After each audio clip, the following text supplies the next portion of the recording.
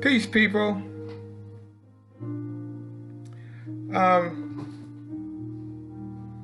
This video is about the crystal ship.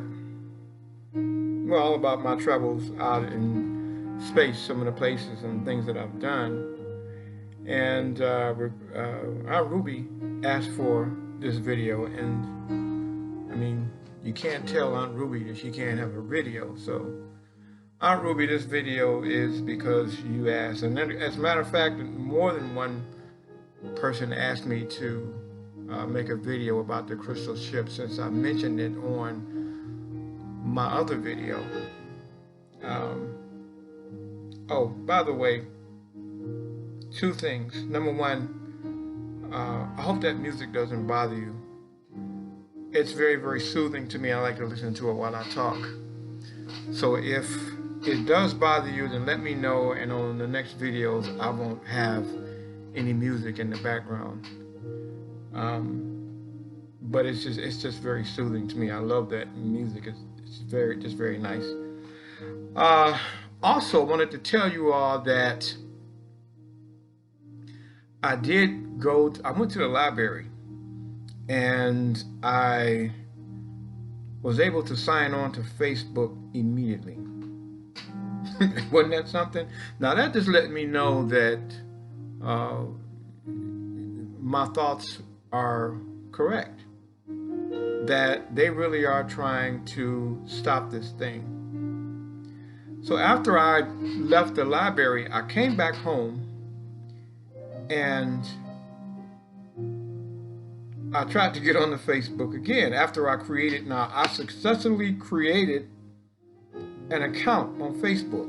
So I came back here to this computer trying to get on to the Facebook account I just created, and it still wouldn't let me on. The one I just created. Isn't that something? Very first try, no problem at all, got right on. Came back home, had the same problem all over again. So, you know what I have to do next. We're going to have to get this done. I'm going to have to get this done. So anyway, the crystal ship. I was, after these ships showed up, and I think I mentioned this all to you before. If I didn't, then I'll mention it again. My family, who had laughed at me about pretty much everything I told them, everything I said. Oh, it was like, I mean, you would have thought I was at a comedy club or something. They were laughing, cracking jokes and all this, especially one particular brother, until them spaceships showed up. And the one who laughed the loudest was the first one to ask me to take him out into space. I said, wow, isn't that something? Isn't that something? All these people who believe what I've told them, you want me to take you before them. It doesn't quite work that way. So, but you want me to tell you something? I'll tell you what I did do, and I did do this. I called him up one day, and I said, I asked him to do me a small favor. Nothing he couldn't do, nothing a 10-year-old couldn't do. Just a small favor, very small favor. And I told him, I said, I'm giving you an opportunity. And he never once asked me what the opportunity was. He just said no. I said, oh, okay, all right. I said, well, again, I'm giving you an opportunity. And again, the answer was no. I said, okay, all right, well, hey, all right, no problem. Thank you very much. Now, here it is. This man wants me to take him on a chance of a lifetime that not many people on earth would ever get the chance to say they were able to do in their lifetime. But he was given an opportunity, and the thing about it is, imagine that. Imagine you asking me to do something like that for you, but you can't do a very, very small favor, for me. I said, okay, all right, well, all right. That was that. So anyway, the crystal ship. I was beamed on this ship, and being beamed on this ship is like, it's like you don't feel anything, you don't really hear anything, and you don't see anything except for the scenery just sort of changes. Like I could be sitting here right now, like I'm sitting here right now, and next thing I know, I'm on that ship. It's pretty much how it happens. I'm sitting here, and next thing I know, all of this changes, and next thing I know, I'm on the ship. And so I'm standing on the front of this ship, big, huge crystal ship, and I'm looking out the front, and I see this man. I'm standing right in front. I see this man, and he's walking out into space. So I'm like, this guy's committing suicide. He's walking out in space. He doesn't have a spacesuit on. I said, this man is crazy. So I'm looking at him, and he's walking out in front of the ship, right? And when we passed by this light source, and this light source, whatever it was a star or something, it shined onto the ship, and I saw that this man was actually walking on a platform. And I was like, what? I was like, he was actually walking on a platform, and this platform was so crystal clear that I could not see it from where I was standing. I would never have seen it, and if that light source hadn't shined on it, I wouldn't even know it was there. That's how incredible this thing was. That's how it was crystal clear. You couldn't even see it. So the man turned around, and he's on his way back to the ship. He comes into the ship, right? And so that was the day that I found out, that I realized that we, as black people, don't need spacesuits to travel out into space. I was like, whoa. I said, it's like every single time I deal with the Almighty, he teaches me something that absolutely just blows my mind. You can read about the spaceships in Ezekiel chapter 1 of this Bible, and it talks about these ships. I have several Bibles here. The one I'm looking at now, this one is the King James Version. That's the one this is our foundation Bible here, by the way. But I have many Bibles here, and one of them I have is a Good News Bible. So I'm actually going to read you some of these scriptures, because I know that many of you probably don't have a Good News Bible. But in this Good News Bible, it just sort of breaks things down. This King James is my foundation. But this one, I sometimes use this, I read from this, just because it makes things a little plainer.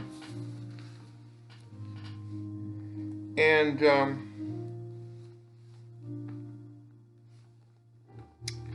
trying to think.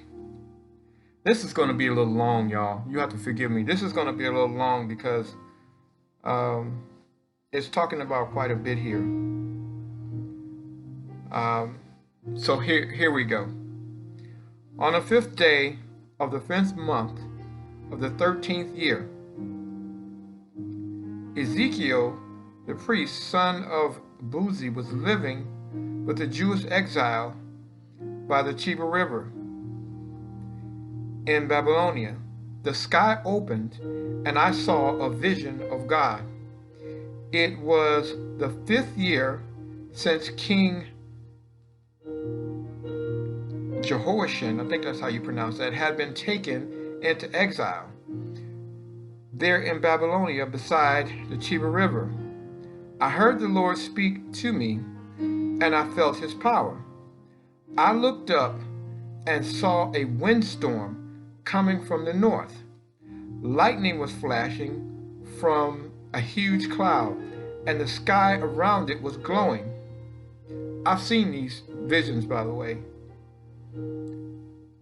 where the lightning was flashing, something shone like bronze. At the center of a storm, I saw what looked like 4 living creatures in human form, but each of them had 4 faces and 4 wings.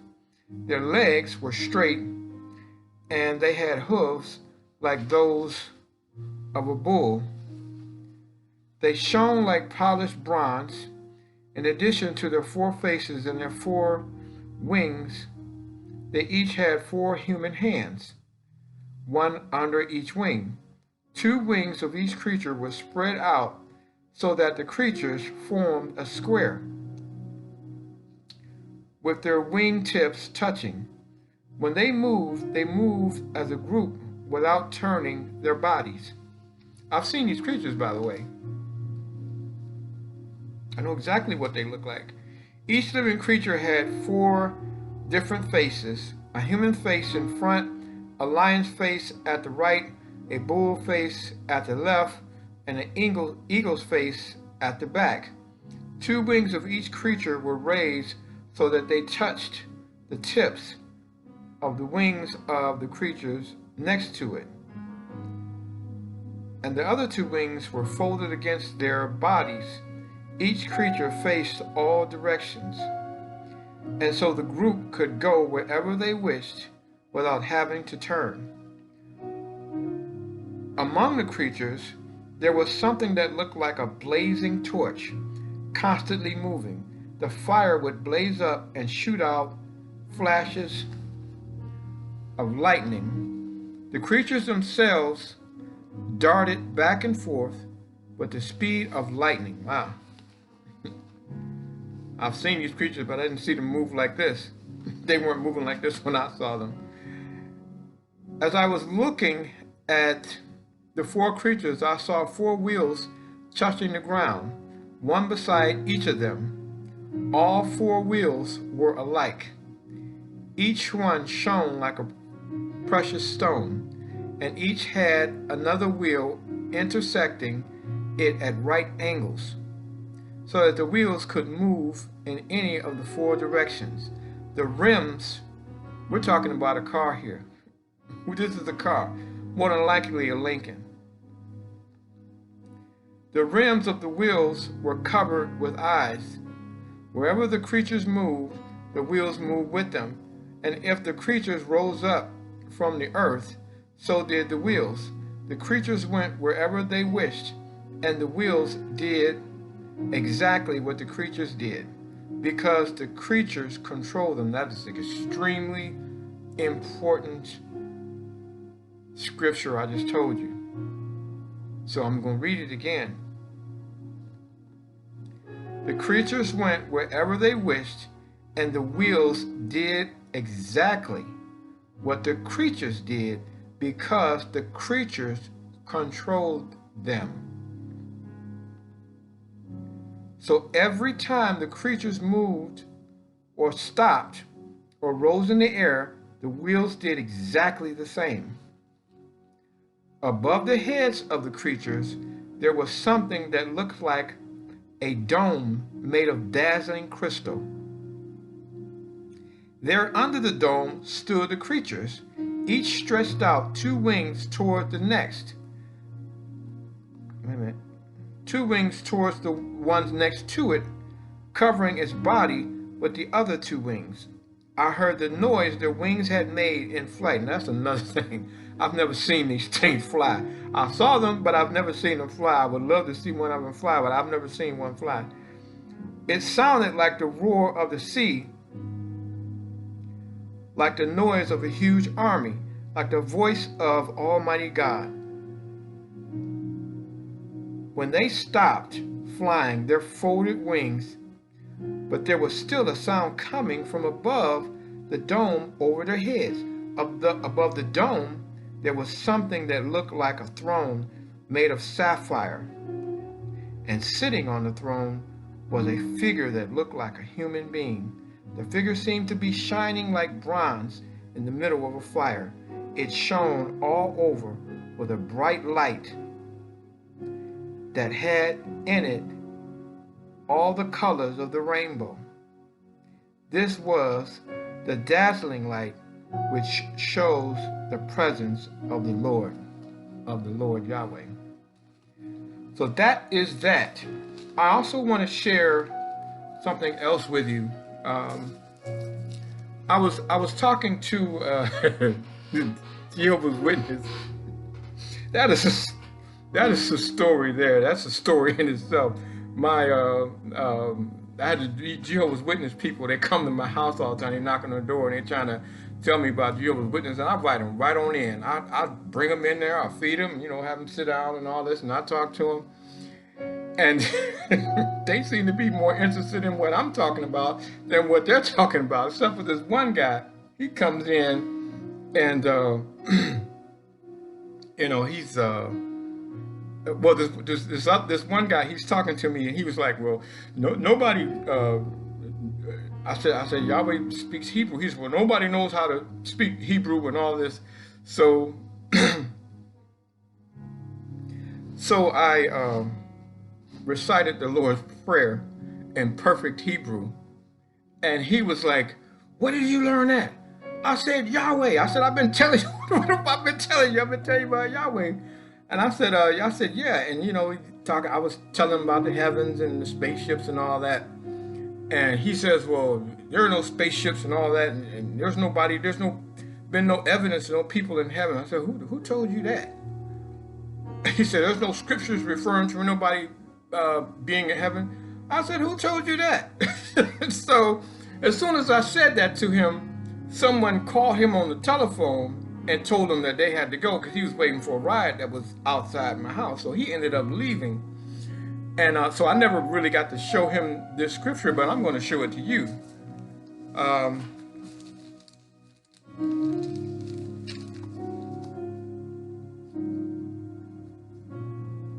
Wait a minute. This is wait a minute, hold up 1 second. So Yahweh created the heavens and the earth and all the hosts of them. Genesis chapter 2. Thus the heavens and the earth were finished, and all the host of them. Okay, hosts are people. So he's telling you basically that I created the heavens, plural, and the earth, and I filled them with people. This is what he's telling you. So then, down to verse 1, Genesis chapter 2, in the King James Version, verse 1, and then go down to verse 4. And it says, now listen to this. It says, these are the generations of the heavens, plural, and of the earth. So he's telling you right here, as clear as day, there are people out in the heavens and people here on the earth. These are the generations of the heavens and the earth when they were created in the day that the Lord Yahweh made the earth and the heavens. How much clearer can you get than that? It's right there in front of you. I'm like, and he tried to convince me there's nothing in it. I said, how could you have missed that?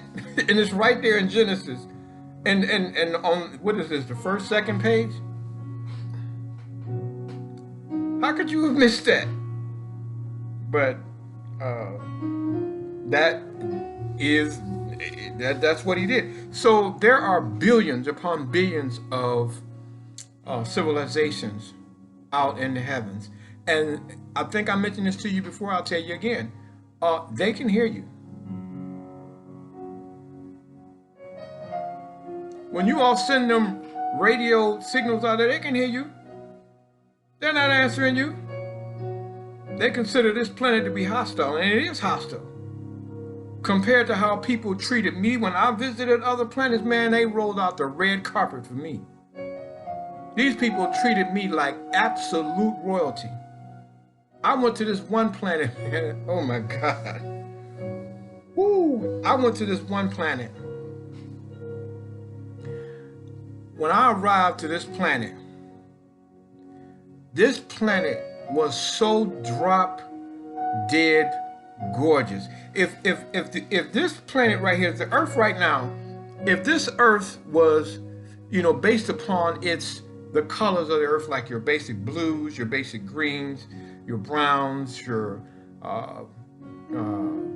blacks, your whites, based upon the overall makeup and colors of this planet, one would consider this planet to be, at least to some degree, masculine. The planet that I saw,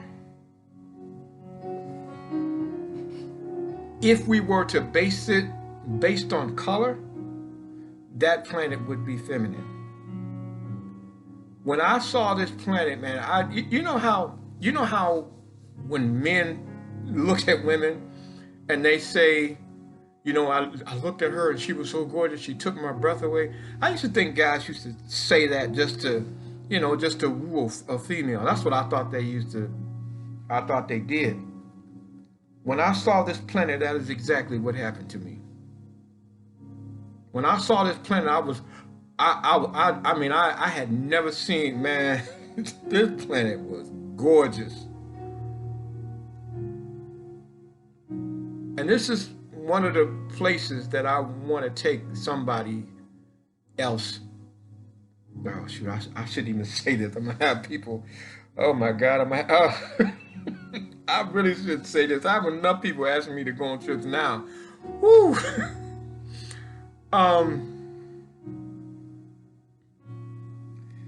This planet was so drop dead gorgeous. I mean, you look and the grass was golden. All right, and I'm not talking about golden like our golden wheat. I'm not talking about that. I'm talking about it literally looked like I was looking at gold growing out of the ground. That's how incredible this thing looked. And then in the background, you see all these different colored trees with these pastel colors, like your yellows and your oranges and your peach and your pink and your like purple and things like that. These are the colors of the leaves of the trees in the background. Look like, man, I was, and then the sky, how our sky is blue, their sky is basically like a peach color. And then it has, different hues of oranges and yellows and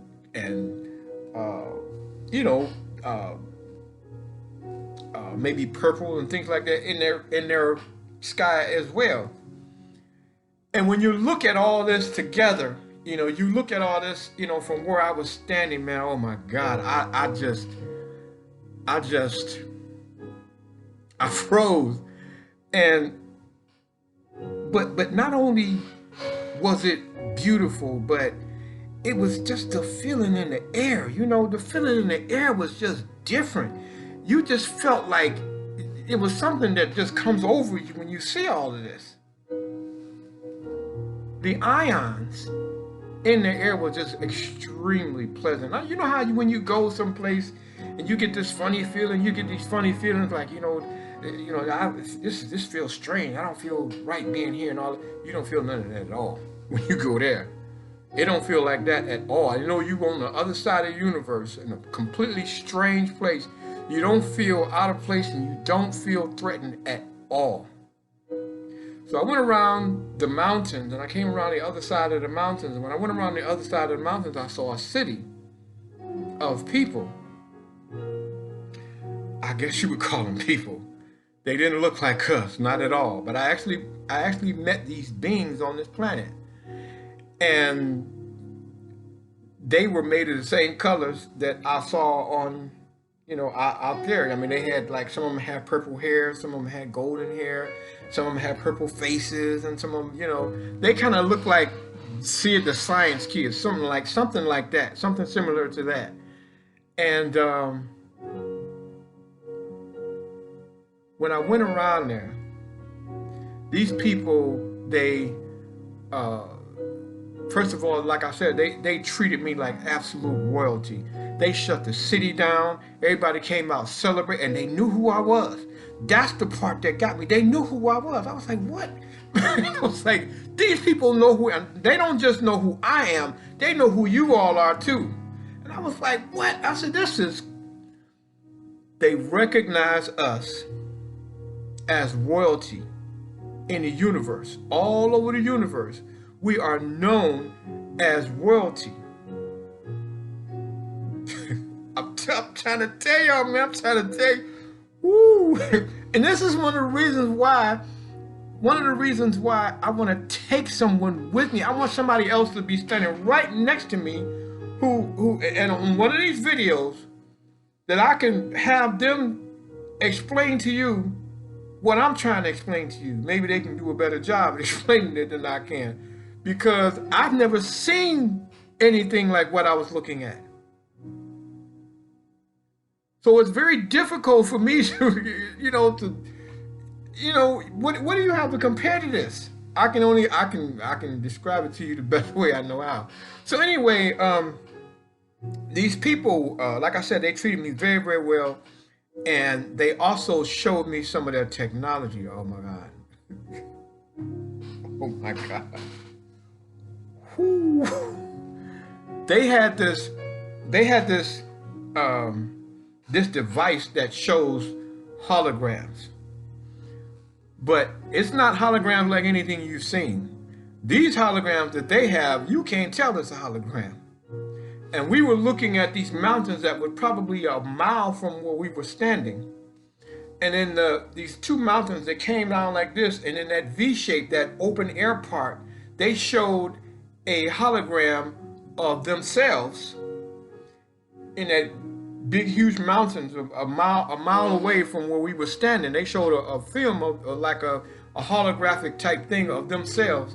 And I'm looking at this thing and I'm like, oh my holy God. You cannot tell that was a hologram. Man, I wanted that technology so bad. I didn't know what in the world to do. Because some of the things that you can create with this, you can create so much more. You can actually create a mountain itself.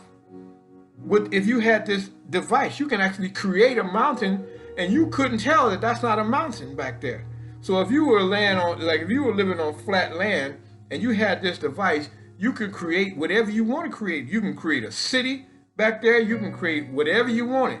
That's the kind of technology these people have. Ooh.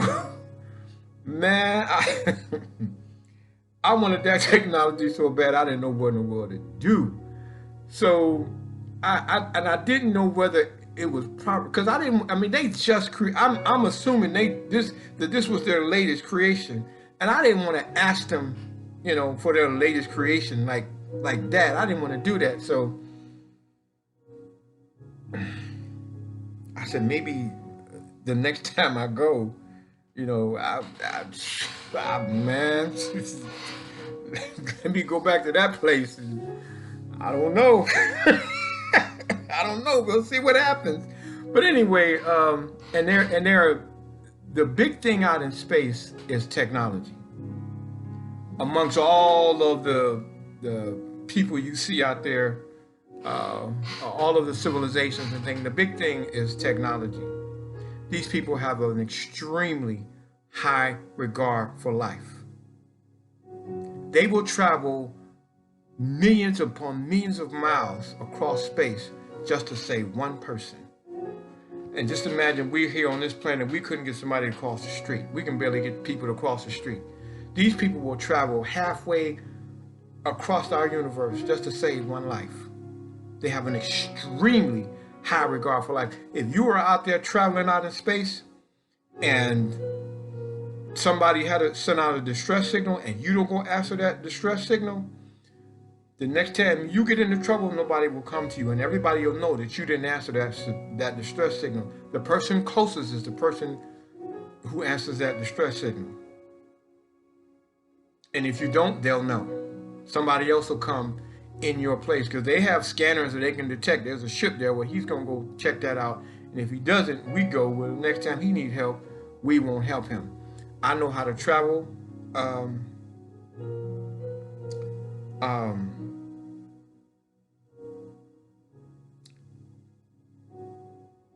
There was a movie that was on about, what was his name? Planet of the Apes. When he had left the Earth and he came and he left, and when he came back to the Earth was the same planet, but it was taken over by apes. What he probably did was go into a different dimension, which is very possible.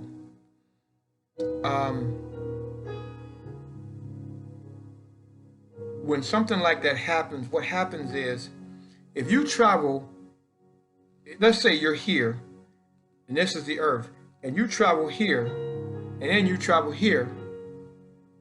So you want to get back home, so you go from this point, then you go back to here, and you find out this planet is now occupied by apes.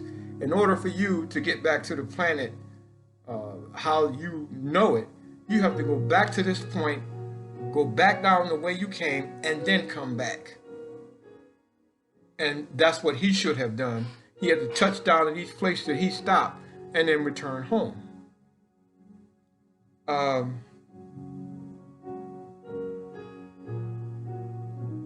went to this other planet,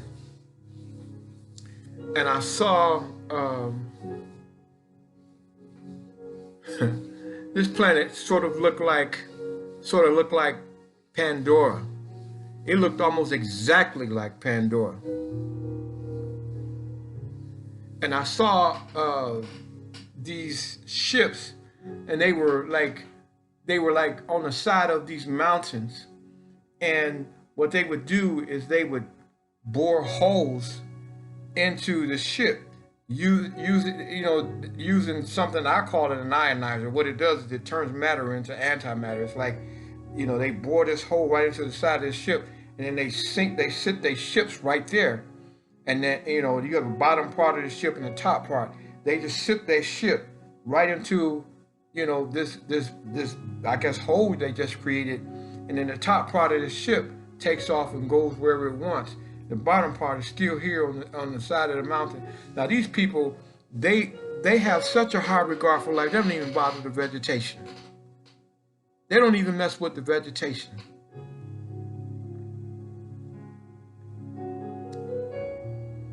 And it is absolutely astounding to see. There was a ship that was in the side of a mountain. This was a big, huge ship. This ship that it looked almost exactly like if you saw Will Smith in that movie Independence Day, and them big city-sized ship, it looked almost exactly like this. There was this mountain that was so huge, man. It was, you look up and this mountain is as high as your eye can see, beyond what your eye can see. They bored a hole in the side of this thing, and they slid this ship right in there, so that 2/3 of this ship was sticking inside the side of a mountain, and 1/3 of it was sticking out. And then you had all these other small ships that would fly up to it, and they would park like right here, and their ships would like just hover, like as if you were parked on the parking lot. They would just hover right there in midair, and then they would get off and then walk onto the platform and walk on in. I went into this thing, man. This thing looked like a city. This ship looked like a city inside. It was incredible. Never seen nothing like it in my life. And Yahweh has his own ships, his own fleet of ships. And these ships are around the earth now. I mentioned that to you before, that they're here. The technology that he has is absolutely, absolutely incredible. He has some stuff that you just would not believe. Okay? And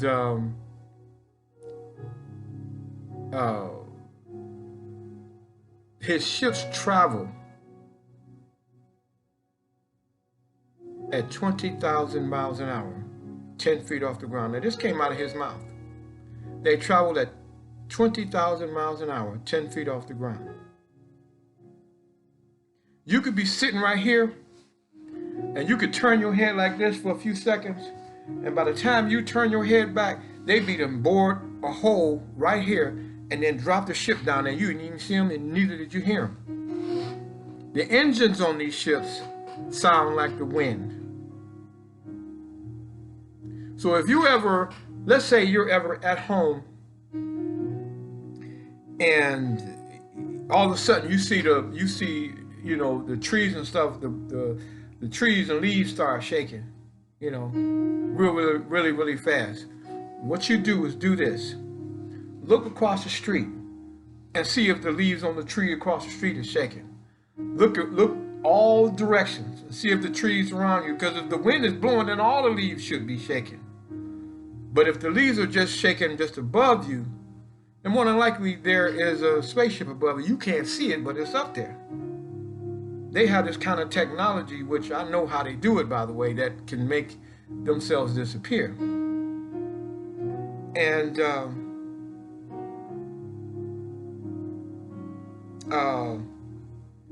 that's how you can tell whether or not there is a ship around you. Something else I wanted to mention. Wait a minute.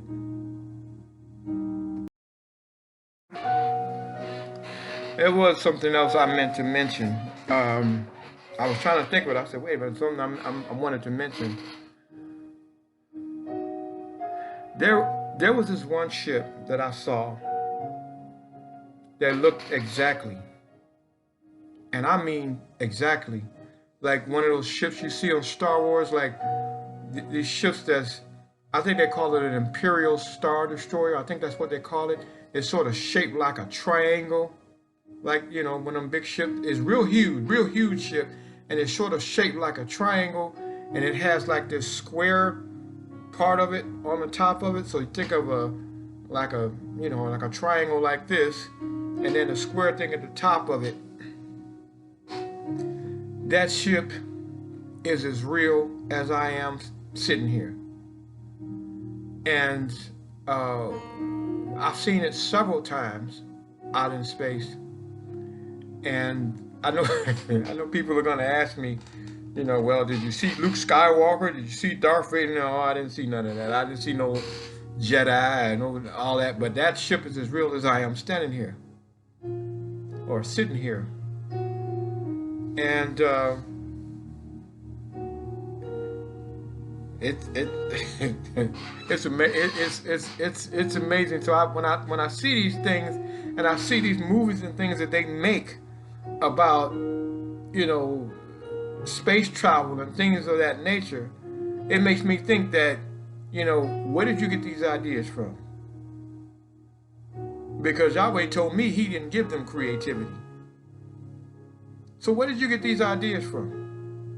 So this makes me think that these ships are real.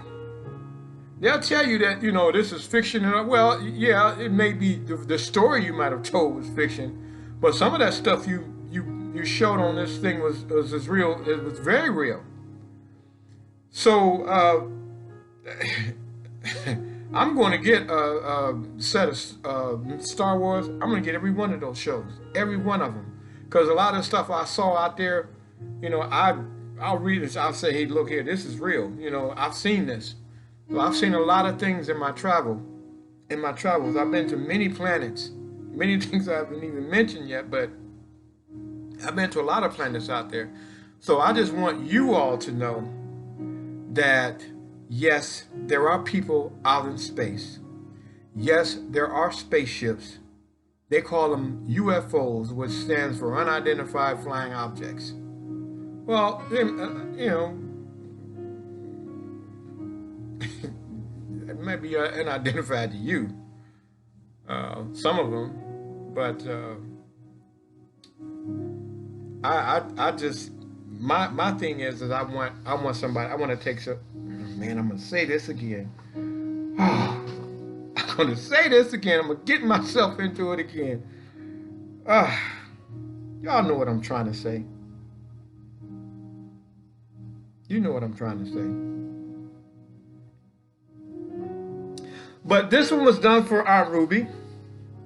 Our Ruby asked me about the Crystal City, and our Ruby is not actually a crystal city. These was about the crystal ships, actually crystal spaceships, not a city.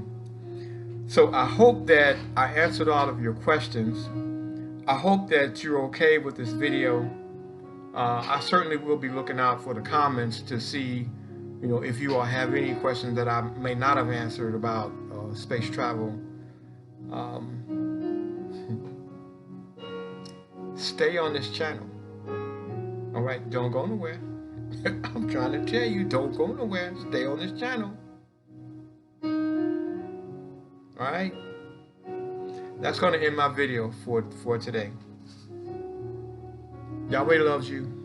Yahweh Ben Yahweh loves you. And so do I. I hope you enjoyed it.